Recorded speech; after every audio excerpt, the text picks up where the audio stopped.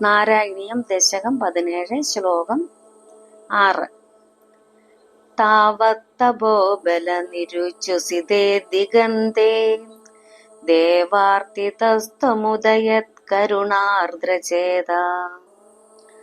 ത്വദ്രൂപഛിദ്രസനിലീനമദേ പുരസ്താദ് ആവിർബഭൂവിത വിഭോ ഗരുഡാതിരൂഢഃ. സാരാംശവും നോക്കാം. എപ്പോൾ ദിക്കുകൾ മുഴുവനും ധ്രുവന്റെ തപശക്തിയിലുണ്ടായ ശ്വാസനിരോധനം കൊണ്ട് ശ്വാസം അടങ്ങിയോ, അപ്പോൾ ദേവന്മാരുടെ പ്രാർത്ഥനയനുസരിച്ച് കാരുണ്യം തന്റെ ഭക്തനോട് വളരെയേറെ ഉണ്ടായ ഭഗവാൻ തന്റെ ദിവ്യമംഗള വിഗ്രഹത്തിലും തുടർന്ന് പരമാനന്ദത്തിലും ലയിച്ച മനസ്സോടുകൂടിയ ധ്രുവന്റെ മുമ്പിൽ ഗരുഡന്റെ പുറത്ത് പ്രത്യക്ഷപ്പെട്ടു. ധ്രുവൻ വെളിയിലും ഭഗവാന്റെ രൂപം തന്നെ കണ്ടു. ശ്ലോകം 7. ത്വദ്ദർശന പ്രമദ ഭാരതരംഗിതം തം പൃഥ്വ്യാം നിമഗ്നമിവ രൂപരസായനേ തേ തുഷ്ടൂഷമാണമവഗമ്യ കപോലദേശേ സംസ്പൃഷ്ടവാനസിതരേണ തദാദരേണ. 7 സാരാംശവും നോക്കാം. ഭഗവാന്റെ രൂപം കണ്ട അത്യാനന്ദത്തിന്റെ ആഴത്തിൽ പതിച്ച് വല്ലാതെ വിവശനായി തീർന്ന ധ്രുവൻ അങ്ങയുടെ രൂപമാകുന്ന രസായനത്തിൽ അല്ലെങ്കിൽ ആനന്ദാമൃതത്തിൽ കണ്ണുകൾ കൊണ്ടു തന്നെ നിമഗ്നനായി തീർന്നു.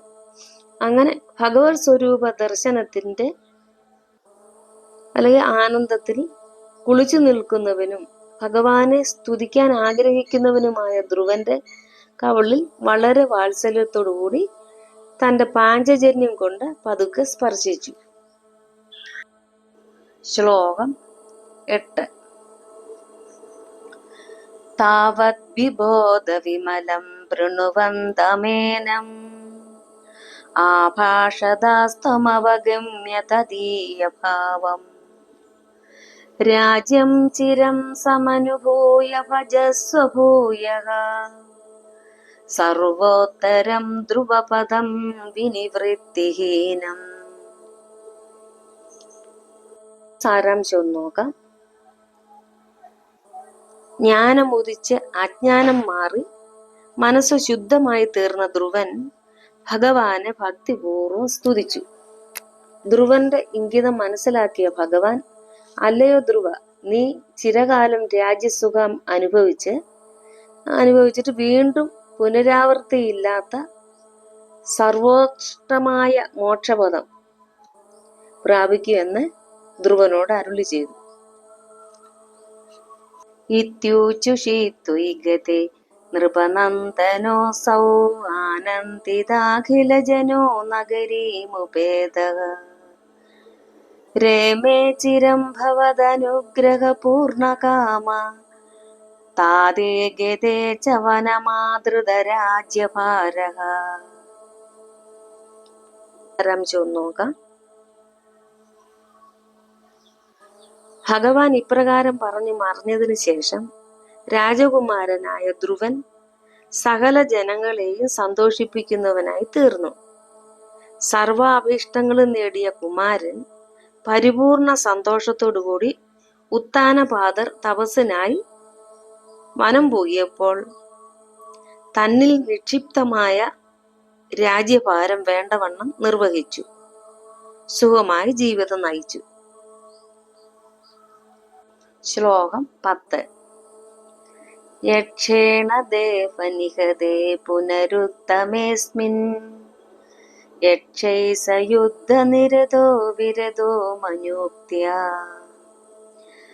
ശാന്ത്യാ പ്രസന്ന ഹൃദയാത് ധനധാതുഭേദാത് ത്വദ്ഭക്തിമേവ സുദൃഢാമവൃണോന്മഹാത്മാ. സാരാംശവും നോക്കാം. അല്ലയോ ദേവ, പിന്നീട് യക്ഷനാൽ ഈ ഉത്തമൻ കൊല്ലപ്പെട്ടപ്പോൾ യക്ഷന്മാരുമായി യുദ്ധത്തിൽ ഏർപ്പെട്ട് മനുവിന്റെ ഉപദേശമനുസരിച്ച് യുദ്ധത്തിൽ നിന്നും ധ്രുവൻ പിന്തിരിഞ്ഞു. അങ്ങനെയുള്ള മഹാത്മാവായ ധ്രുവൻ തന്റെ ശമം കണ്ട് സന്തുഷ്ടനായി ഏതഭീഷ്ടവും സാധിച്ചു തരാൻ അടുക്കലെത്തിയ വൈശ്രവണനിൽ നിന്നും കേവലം ഭഗവത് ഭക്തി മാത്രം വാങ്ങി. ശ്ലോകം 11. അന്തേ ഭവത് പുരുഷ നീത വിമാനയാതഃ മാത്രാ സമം ധ്രുവപദേ മുദിതോയമാസ്തേ ഏവം സ്വഭൃത്യജനപാലനലോലധീസ്ത്വം വാതാലയാധിപനിരുന്തിമമാമയോഖാൻ. സാരാംശം ഒന്ന് നോക്കാം. ഒടുവിൽ ധ്രുവൻ അമ്മയോടുകൂടി അങ്ങയുടെ പാർഷദന്മാർ കൊണ്ടുവന്ന വിമാനത്തിൽ കയറി സന്തുഷ്ടനായി യാത്ര ചെയ്ത് ശാശ്വതമായ ധ്രുവലോകത്തിൽ സുഖമായി കഴിയുന്നു. അല്ലയോ ഗുരുവായൂരപ്പ, ഇപ്രകാരം സ്വന്തം ഭക്തജനങ്ങളുടെ പാലനത്തിൽ മുഴുകിയിരിക്കുന്ന മനസ്സോടുകൂടിയ ഭഗവാൻ എന്റെ രോഗങ്ങളെയെല്ലാം മാറ്റിത്തരണമേ എന്ന് ഭഗവാനോട് നാരായണ ഭട്ടതിരിപ്പാട് പറയുകയാണ്.